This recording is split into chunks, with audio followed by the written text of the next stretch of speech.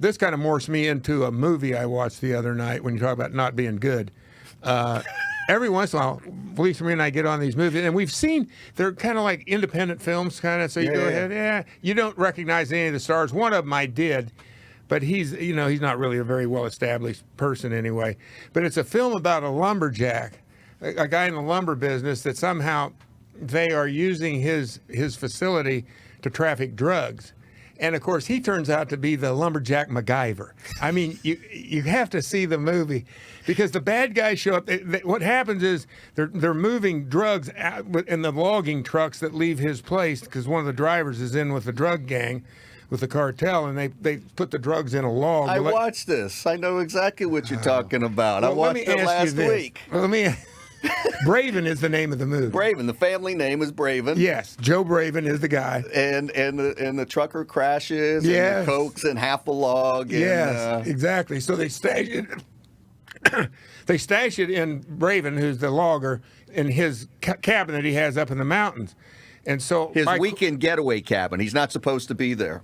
Exactly. And so, but as things would have it, his dad is getting senile and getting dementia. He gets in fights, so he's got to have this long talk with his dad. And so he decides to drive him up to the cabin. I mean, all the circumstances.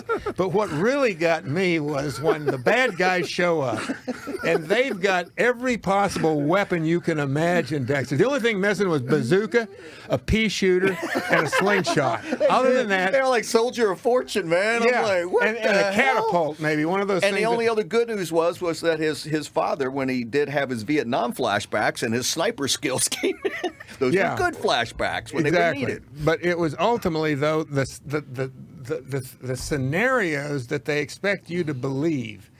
The director, because like I said, these guys had. Some of them had one of them must have had an Uzi, one of them had an AK, one of them had a shotgun. It looked like he went quail hunting the day before. It was like, what do directors get in their head that when you got bad guys, they all have to have a different weapon? Right. Because if it was really a well-oiled operation, they'd all have the same weapon. Because if one of them goes down and the other that's not sexy, Riggo. But the other one looks stupid. You mix in a bow and arrow from the wife, who's a champion archer. There's the other aspect of it. When he wasn't a bad archer himself, what's the odds he draws the bow back right when the guy looks through the hole in the door and he sticks an arrow right between his eyes? Dexter, highly recommend this one. What's it called again? Braven. Braven. But before I finish on this, the last scene is the best scene. Now, I'm still trying to figure out, Todd, how to go with this. Did he plan it that he himself? First of all, you got to. Yes. This guy's chasing him, okay? And so he gets up to the top. Now, I don't know why. I mean, to me, it's like they both are down to knives. The guy don't have a gun, so they both got knives. They're going to have a knife fight on the top of the hill here, top of the mountain. And and it's right by the ledge, which falls into the sea, which is well down below. You don't want to fall over this thing. Yeah, this is like a 200-foot drop. You've already had a couple of guys check out that way. Yeah, exactly. So they get into it's a drawdown on the top of the mountain.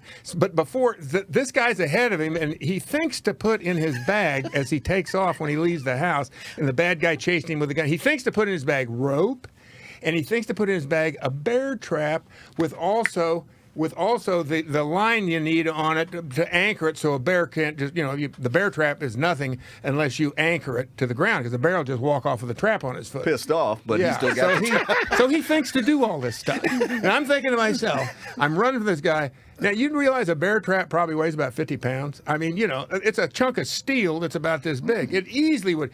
Now, and the other part of it is he's in the snow on the top of the mountain.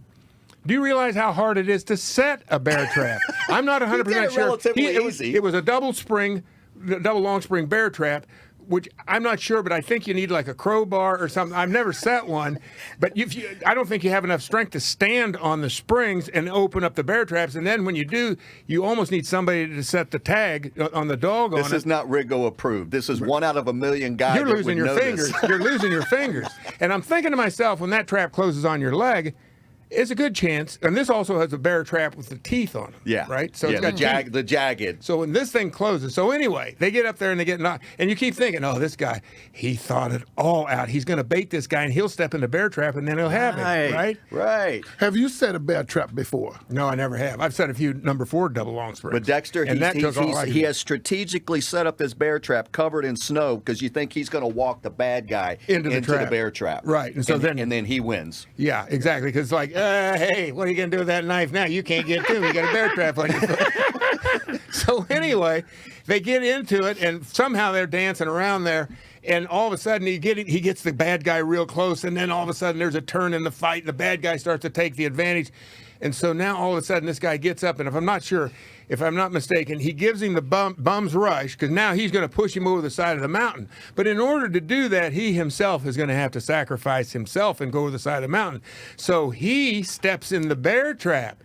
The protagonist steps in the bear trap and knows that I'm anchored to the top here. So when I go over the side, I will stay. The bad guy will fall. Now, it hurts like hell. I've got a broken leg, double compound fracture. Forget Alex Smith. I am the comeback logger of the year. Okay. Because Jason Momoa lives to fight another day. When I come back from this. But now, the incredibleness hasn't stopped yet. He's dangling over the side of the mountain, hanging there by his foot with his bear trap on his foot. Now you work the abs. And somehow, Dexter, he manages to work the abs. He's a contortionist. He works for Cirque du Soleil. He pulls himself up. He's like a snake. He gets a hold of it, and he's got wire rope that isn't even as big around as my finger. Somehow he managed. Now, it did take him 2 or 3 tries. He gets up the top of the hill. By the time everybody gets there to save him, he's got the bear trap off his foot. He's already taken a bear trap off. Jaws of steel. Jesus, this guy. I don't want to mess with that dude. And I can't figure out until the bad guy was kicking his ass, and then he does all this stuff, and you go, how did the bad guy kick your ass?